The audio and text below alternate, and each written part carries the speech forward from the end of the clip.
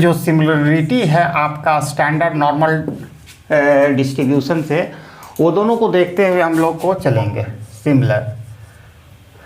Similarity क्या क्या है? पहला, जो टी डिस्ट्रीब्यूशन होता है ये भी एक बेल शेप्ड है, ठीक है। ये क्या है? एक बेल शेप्ड है। तो बेल शेप्ड कहने का मतलब है इसका जो आकार उकार घंटी की तरह, इस तरह घंटी होता है उस तरह है।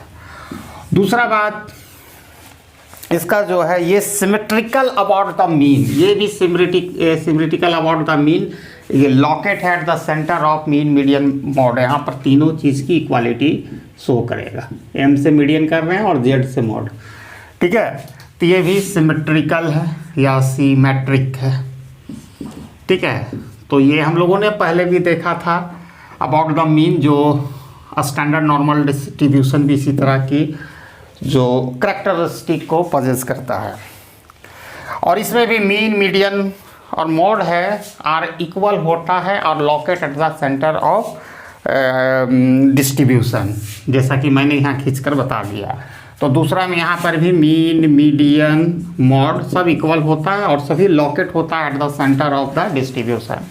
और जो चौथा सिमिलरिटी है एज कंपेयर, मैंने जो एज स्टैंडर्ड नॉर्मल डेविएशन का, ये कर्व जो है अप्रोच कभी नहीं, ये देखो ये जाएगा इसके मतलब वेरी क्लोज टू, लेकिन never touches the X axis, ये एक्स एक्सिस को टच करेगा ही नहीं।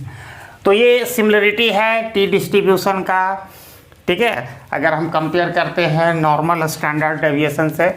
लेकिन कुछ डिसिमिलरिटी भी है या ये डिफर करता है स्टैंडर्ड नॉर्मल डिस्ट्रीब्यूशन से, तो उस पॉइंट को हम देखेंगे। सिमिलरिटी चार को हम लोगों ने देखा, बेल शेप होता है, सिमेट्रिकल अबाउट द मीन होता है, इसमें mean, median, mode are equal, are located at the centre of the distribution, it approaches the X axis but it does not touch the X axis.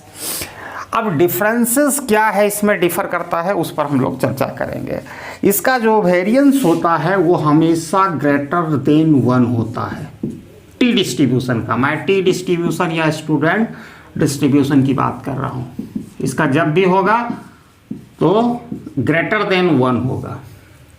दूसरा, और standard normal deviation का जो क्या होता है, मीन 0 होता है, बट स्टैंडर्ड डेविएशन कितना होता है? इक्वल टू 1, ठीक है। स्टैंडर्ड डेविएशन ये है, तो उसको हम स्टैंडर्ड नॉर्मल डिस्ट्रीब्यूशन कहते हैं।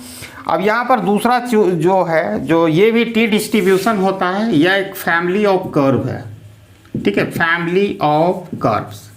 इसमें बहुत सारे कर्व्स हैं। स्टैंडर्ड नॉर्मल डिस्ट्रीब्यूशन में सिर्फ सिंगल एक कर्व है, यहाँ पर बहुत सारे कर्व है। It is the family of curve based on degree of freedom, यहाँ डिग्री ऑफ फ्रीडम पर आधारित होता है, ठीक है। और ये डिग्री ऑफ फ्रीडम क्या होता है? एक number related to sample size, और degree of freedom, how degree of freedom is a calculated just sample size में 1 घटा देना, n-1। डिसिमिलरिटी हम देखें। और तीसरा जो है कि जैसे जैसे सैंपल साइज हम बढ़ाते जाएंगे, सैंपल साइज जैसे जैसे बढ़ाते जाएंगे, ठीक है, वैसे वैसे हम अप्रोच करेंगे स्टैंडर्ड नॉर्मल या नॉर्मल डिस्ट्रीब्यूशन के, और हम करेंगे नॉर्मल डिस्ट्रीब्यूशन की तरफ।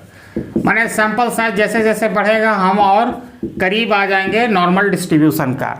तो यहाँ डिसिमिलरिटी को, तो इसमें जो वेरिएंस होता है ग्रेटर देन 1 होता है।